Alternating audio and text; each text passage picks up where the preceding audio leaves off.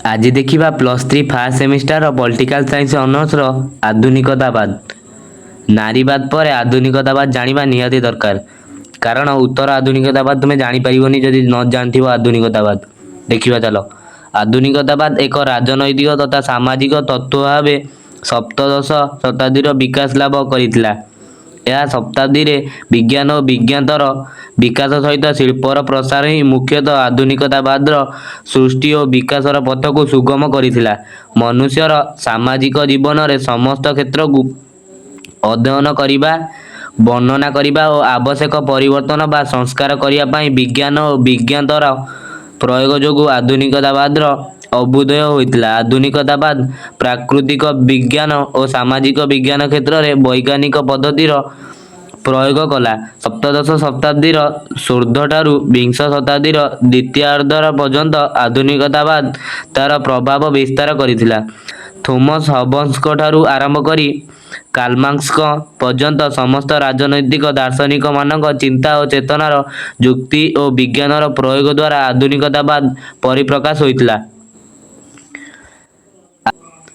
आधुनिकतावाद विकास पूर्व मनुष्य प्राकृतिक जगत बा भौतिक जगत को अधिक गुरुत्व प्रदान करिथिला। भौतिक जगत थिला ता पई रहस्यमय।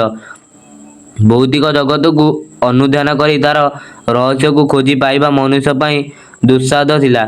या सहित भौतिक जगत प्रति तार मनरे थिला प्रबल भय। भौतिक शक्ति उपरे मध्य मनुष्यर भय और विश्वास थिला। तेणु से भौतिक जगत को विरोध करी कौनसी कार्य करने को साहस करुनथुला। मात्र सप्तदश शताब्दीर शेष भागरे विज्ञानर विकास और वैज्ञानिक उद्भावन मनुष्यर मानसिकतार परिवर्तन आनिथिला। से विज्ञान को प्रयोग करी प्रकृति बा भौतिक जगतर रहस्य को बुझीबा को सक्षम हैला। मनुष्य निजर विज्ञान और वैज्ञानिक चिंताधारा को प्रयोग करी प्राकृतिक रहस्य को भेद करने सहित समस्त भौतिक शक्ति को प्रतिहत करी मंगल पाई प्रयास कला। राजनीति, अर्थनीति, सामाजिक और सांस्कृतिक क्षेत्र में विज्ञान और विज्ञानता को प्रयोग करी विकास प्रक्रिया को त्वरान्वित कला। प्राचीन कालरू भौतिक शक्ति को भय करी अनेक अंधविश्वासर वशवर्ती होइतिबा मनुष्य विज्ञान और विज्ञानता जोगु क्रमशः वास्तवता अभिमुखी होला। विज्ञानर प्रयोग मनुष्यर मनोबल को दृढ़ करने सहित समाजर विभिन्न अंधविश्वास दूर करी सामाजिक प्रगति को त्वरान्वित कला। फलरे एही प्रक्रिया द्वारा जो सामाजिक परिवर्तन होइतिला ताही आधुनिकतावाद नाम रे परिचित। तापरे आधुनिकतावादर मौलिक वैशिष्ट्य हेउची मानविकता, विज्ञानता और विवेकता। एटा मन रखिथिबो। आधुनिकतावादर मौलिक वैशिष्ट्य हेउची मानविकता, विज्ञानता और विवेकता। आधुनिकतावाद अनुसार मनुष्य एक विचारवंत प्राणी। से निजर बुद्धि और विचार शक्ति द्वारा समस्त निष्पत्ति ग्रहण करिଥାଏ। से भावप्रवण होई कौनसी निष्पत्ति ग्रहण करे नाही। मनुष्य केबे हेले अंधविश्वास द्वारा प्रभावित होई न थाए। मनुष्य सर्वदा मुक्त आलोचना, समीक्षा, जुक्ति और प्रश्न आदि को गुरुत्व प्रदान करिଥାଏ। विभिन्न जुक्तियुक्त तथ्य को आधार करी मनुष्य समस्त निष्पत्ति ग्रहण करिଥାଏ। पक्षपातिता और अंधविश्वास ठारू दूर रही मनुष्य विभिन्न संगृहीत तथ्य को आधार करी मूल्यबोध निर्धारण करिଥାଏ।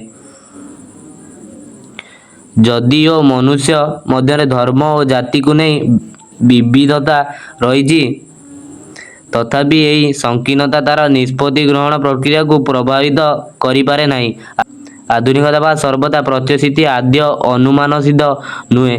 संगृहीत तथ्य को वैज्ञानिक उपाय विश्लेषण करी आधुनिकतावाद सिद्धांत ग्रहण करिଥାଏ और यही सिद्धांत गुड़िक सत्यनिष्ठ अटे।